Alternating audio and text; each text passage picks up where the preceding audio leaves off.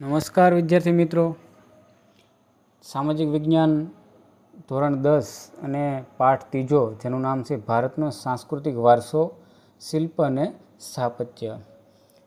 મિત્રો, એનો આપણે અભ્યાસ કર્યા બાદ હવે આપણે એના સ્વાધ્યાયના જે પ્રશ્નો છે તેનું સોલ્યુશન આપણે એ વિડીયોના મારફતે કરવા જઈ રહ્યા છીએ.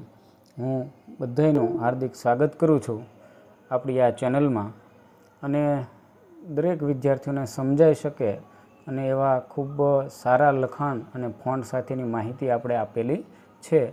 તો વધારે ટાઈમ નહીં લેતા જોઈએ આપણે આ સ્વાધ્યાયના જે કાંઈ પ્રશ્નો છે તેનું તમામ પ્રશ્નોનું સચોટ સોલ્યુશન માહિતી. તો જોઈએ હવે. પ્રથમ પ્રશ્ન એવો છે કે નીચેના પ્રશ્નોના સવિસ્તર ઉત્તર લખો. પહેલો પ્રશ્ન કે પ્રાચીન ભારતનું નગર આયોજન સમજાવો. મિત્રો, આનો ઉત્તર આપણે જોઈએ તો પ્રાચીન ભારતના નગરોના મુખ્ય 3 વિભાગો પડે છે. એક શાસક અધિકારીનો ગઢ, અન્ય અધિકારીનો આવાસ ધરાવતું ઉપલું નગર અને સામાન્ય નગરોનો આવાસ ધરાવતું નીચલું નગર. પ્રાચીન ભારતના નગરોની વિશેષતાઓ જોઈએ તો શાસક અધિકારીનો ગઢ ઊંચાઈ ઉપર બાંધવામાં આવ્યો છે. અન્ય અધિકારીના ઉપલા નગરને રક્ષણાત્મક દિવાલોથી સુરક્ષિત બનાવેલું છે. આ નગરમાંથી 2-5 ઓરડાવાળા મકાનો મળી આવ્યા છે. સામાન્ય નગરજનોના નીચલા નગરના મકાનો મુખ્યત્વે હાથે ઘડેલી ઈંટોના બનાવેલા છે. પ્રશ્ન નંબર 2 છે કે મોહેંજો-દડોની નગર રચનામાં રસ્તાઓ અને ગટર યોજના વિશે માહિતી આપો. મિત્રોનો ઉત્તર છે કે મોહેંજો-દડો નગરના રસ્તાઓ જોઈએ તો અહીંના રસ્તાઓ મોટાભાગે 9.75 મીટર જેટલા પહોળા હતા. બીજું છે કે નાના રસ્તાઓ મોટા રસ્તાઓને કાટખૂણે મળતા હતા અને એકથી વધારે વાહનો પસાર થઈ શકે એટલા તે પહોળા હતા. રસ્તાઓની બાજુના ચોક્કસ અંતરે આવેલા એકસરખા ખાડા રાત્રિ પ્રકાશ માટે વપરાતા થાંભલાઓના હોવાનું મનાય છે. રાજમાર્ગો પહોળા અને સીધા હતા, તેમાં ક્યાંય વળાંકો આવતા નહીં. 2 મુખ્ય રાજમાર્ગો હતા. એક રાજમાર્ગ ઉત્તરથી દક્ષિણ અને બીજો રાજમાર્ગ પૂર્વથી પશ્ચિમ તરફનો હતો. બંને રાજમાર્ગો મધ્યમાં એકબીજાને કાટખૂણે છેદતા હતા. ખરેખર મોહેંજો-દડોના રસ્તાઓ આધુનિક ઢબના અને સુવિધાવાળા હતા. મોહેંજો-દડોની ગટર યોજનાઓ એ હડપ્પીય સંસ્કૃતિના નગર આયોજનની આગવી વિશેષતા હતી. પ્રાચીન સમયમાં આ ગટર યોજનાઓ જેવી ગટર યોજના ભૂમધ્ય સમુદ્રમાં આવેલા ક્રીટ ટાપુ સિવાય બીજે ક્યાંય નહોતી. નગરોમાંથી ગંદા પાણીના નિકાલ માટે ગટર બનાવવામાં આવી હતી. મોહેંજો-દડોના દરેક મકાનમાં ખાળ કૂવો હતો. તે નાની ગટર દ્વારા શહેરની મોટી ગટર સાથે જોડાયેલો હતો. ખાળ કૂવામાં અમુક હદ સુધી પાણી ભરાય તેટલું તેનું પાણી આપોઆપ નાની ગટરમાંથી મોટી ગટરમાં ચાલ્યું જતું.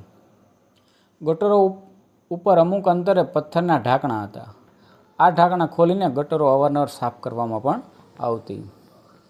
આવી સુંદર ગટર યોજના પરથી સ્પષ્ટ થાય કે તે સમયે સુધરાઈ જેવી કોઈ કાર્યક્ષમ વ્યવસ્થા હશે. ગટરોની આ સુંદર રચના શહેરના લોકોની આરોગ્ય અને સ્વચ્છતા જાળવવાની દૃષ્ટિનો ઉત્તમ નમૂનો છે.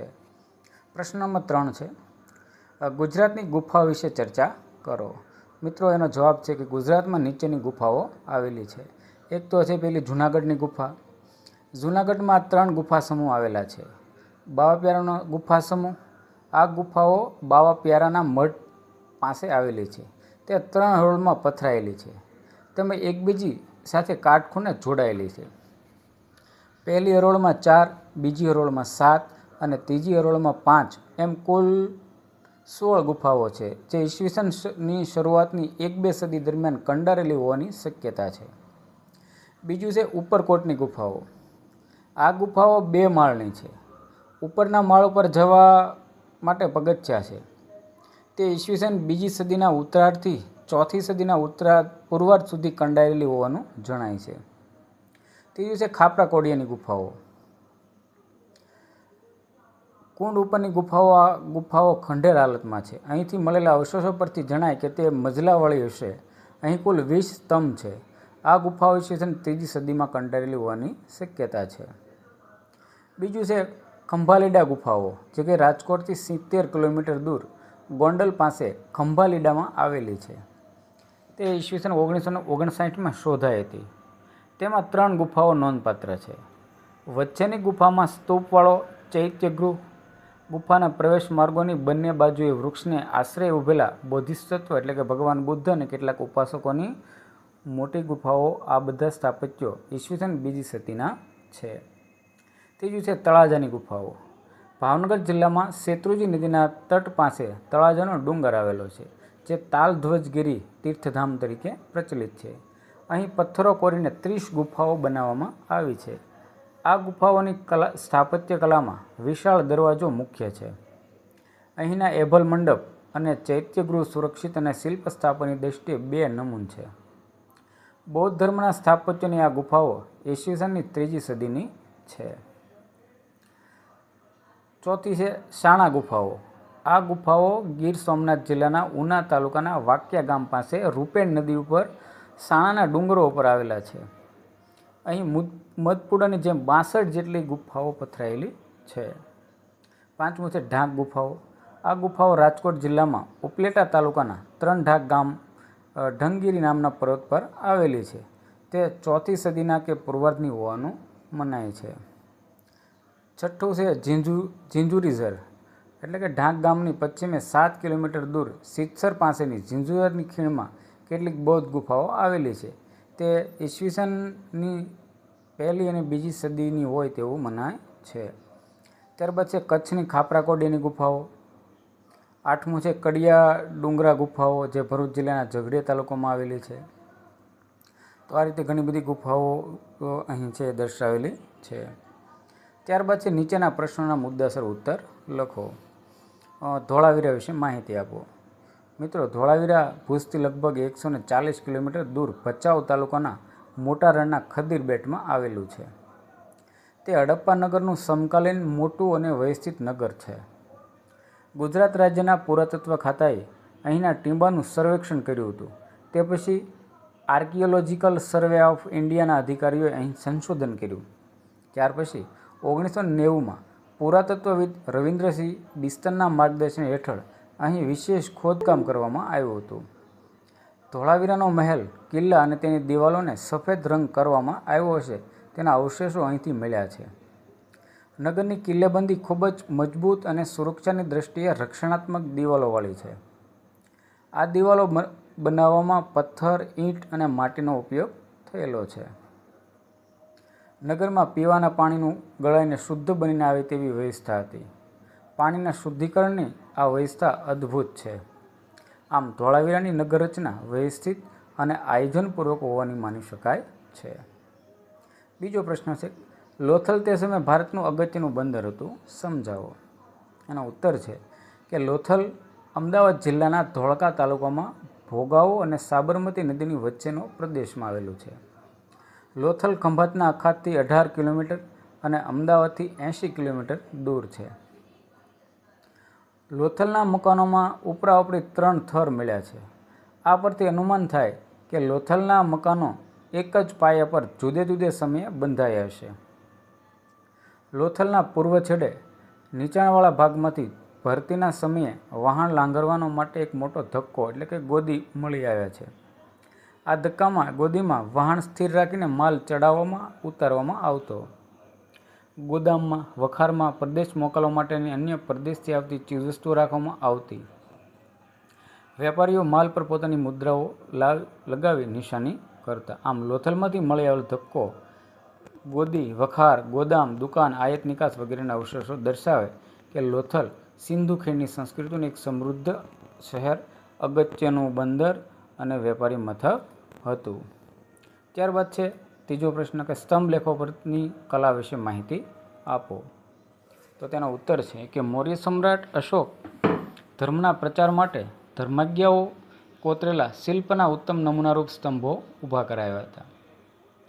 આ સ્તંભો સળંગ એક જ પથ્થરમાંથી બનેલા છે. બ્રાહ્મી લિપિમાં કોતરાયેલા એ સ્તંભ લેખો ચૂનાના કે રેતાળ પથ્થરમાંથી બનાવવામાં આવતા. પથ્થરને ઘસીને એટલો સરળ ચળકળાટવાળો બનાવવામાં આવતો કે જાણે તે ચળકતી ધાતુમાંથી બનાવેલો હોય. સ્તંભનો મધ્ય ભાગ સપાટ રાખવામાં આવતો જેથી ત્યાં લેખ કોતરી શકાય. સમ્રાટ અશોકના સ્તંભ લેખોમાં અંબાલા, મેરઠ, અલ્હાબાદ, સારનાથ, લોરિયા પાસે નંદનગઢ, સાંચી, કાંચી, પટના, બુદ્ધગયા વગેરે સ્થળોના સ્તંભો મુખ્ય છે. અશોકના શિલાસ્તંભો પૈકી સારનાથનો શિલાસ્તંભ શિલ્પકલાનો ઉત્કૃષ્ટ નમૂનો છે. આ સ્તંભની ટોચ ઉપર ચારે દિશામાં મુખ રાખીને એકબીજાની પીઠ ફેરીને ઊભેલા 4 સિંહોની આકૃતિ છે. સારનાથ એ ભગવાન બુદ્ધના ઉપદેશ એટલે કે ધર્મચક્ર પ્રવર્તનનું સૌપ્રથમ સ્થળ છે. તેથી એ સિંહોની નીચે ચારે બાજુ 4 ધર્મચક્રો અંકિત કરેલા છે. આ ઉપરાંત તેમાં હાથી, ઘોડો કે બળદની આકૃતિઓ પણ છે.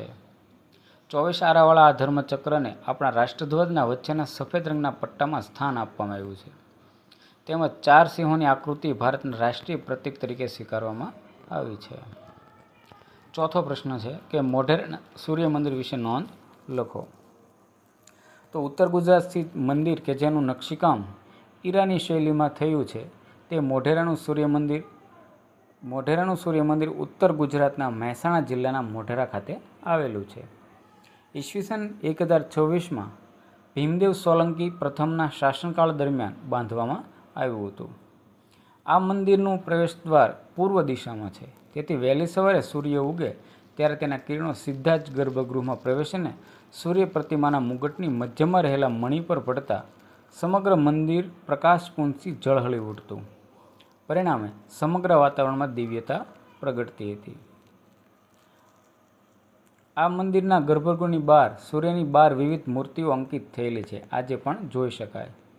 આ મંદિરનું નકશીકામ ઈરાની શૈલીમાં થયેલું છે. સૂર્ય મંદિરની આગળના ભાગમાં લંબચોરસ આકારનો વિશાળ જળકુંડ છે. આ કુંડની ચારે દિશાઓમાં નાના નાના કુલ 108 મંદિરો આવેલા છે. તેમાં સવાર સાંજ દીવા પ્રગટાવવામાં આવતી દીપમાલાને લીધે નયનરમ્ય દૃશ્ય સર્જાય છે. આ ઉપરાંત મોઢેરાનું સૂર્ય મંદિર તેની કલાત્મક સ્થાપત્ય રચના અને શિલ્પ સમૃદ્ધિને કારણે આંતરરાષ્ટ્રીય ખ્યાતિ પણ ધરાવે છે. મિત્રો, ત્યારબાદનો પ્રશ્ન એવો છે કે નીચેના પ્રશ્નોના ઉત્તર ટૂંકમાં લખો. એમાં પહેલું છે શિલ્પ એટલે શું? તો શિલ્પ એટલે કે કુશળ શિલ્પી પોતાના મનમાં જાગતા વિવિધ ભાવોને છીણી હથોડી વડે પથ્થર, લાકડું કે ધાતુને કંડારીને જે આકાર તૈયાર કરે તેને શિલ્પ કહેવામાં આવે છે. આ આકાર બનાવવાની કલા શિલ્પકલા પણ કહેવાય છે. બીજું છે સ્થાપત્ય એટલે શું? મકાન, નગર, કૂવાઓ, કિલ્લાઓ, મિનારા, મંદિર, મકબરાઓ, સ્મારકો, સ્તંભો વગેરેના બાંધકામને સ્થાપત્ય કહે છે. 3 નંબરનો પ્રશ્ન છે કે મોહેંજો-દડોનો અર્થ સમજાવી તેના રસ્તા વિશેની માહિતી આપો. તો વિદ્યાર્થી મિત્રોનો જવાબ એવો છે કે મોહેંજો-દડોનો અર્થ મરેલાનો ટેકરો એવો થાય છે. મોહેંજો-દડો નગર રચના રસ્તાઓ જોઈએ તો એને રસ્તાઓ મોટાભાગે 9.75 મીટર જેટલા પહોળા હતા. નાના રસ્તાઓ મોટા રસ્તાઓના કાટખૂણે મળતા અને 1થી વધારે વાહનો પસાર થઈ શકે એટલા પણ પહોળા હતા. ચોથો પ્રશ્ન છે કે સૂપની સમજૂતી આપો. સૂપ એટલે ભગવાન બુદ્ધના વાળ, દાંત, અસ્થિ, રાખ વગેરે શરીરના અવશેષનો એકમાત્ર પાત્રમાં મૂકી તેના ઉપર બાંધવાની અર્ધગોળાકાર ઇમારત. ચોથો પ્રશ્ન, દરેક પ્રશ્ન નીચે આપેલા વિકલ્પમાંથી સાચો વિકલ્પ પસંદ કરીને લખો. એટલે કે પહેલો વિકલ્પ એવો છે કે સંસ્કૃત ભાષામાં સ્થાપત્ય માટે બીજો કયો શબ્દ વપરાય? તો ABCDમાંથી એનો સાચો જવાબ એ એટલે કે વાસ્તુ એવો જવાબ થશે. બીજું, લોથલમાં વાહન લાંગરવા માટે શું બાંધવામાં આવતું? તો ABCDમાંથી C જવાબ એટલે કે ધક્કો. પ્રશ્ન 3 છે સ્તંભલેખો કઈ લિપિમાં કોતરાયેલા છે? તો એનો જવાબ છે બ્રાહ્મી લિપિમાં. ચોથો પ્રશ્ન છે કે ગુજરાતના ખાલદીયા ખાતે સૂર્ય મંદિર આવેલું છે. આપ સૌ જાણો છો, તેનો જવાબ આવે છે મોઢેરા. 5મું છે અમદાવાદમાં 3 દરવાજા નજીક કઈ મસ્જિદ આવેલી છે? તો આપણે સૌ ખ્યાલ છે કે એમાં જામા મસ્જિદ. તો આ રીતે વિદ્યાર્થી મિત્રો આપણે સ્વાધ્યાયના તમામ પ્રશ્નોનું સચોટ સોલ્યુશન આપવાનો પ્રયત્ન કરેલો છે. જો તમને વિડીયો સારો લાગે તો અન્ય વિદ્યાર્થી સુધી શેર કરો. ચેનલમાં તમે નવા છો તો ચેનલને સબસ્ક્રાઈબ કરો અને આવા જ શૈક્ષણિક અને અન્ય જાહેરાતને લગતા વિડીયો જોવા માટે મારી સાથે જોડાયેલા રહો. હવે મળીએ આપણે નવા જ વિડીયોમાં. ત્યાં સુધી આવજો.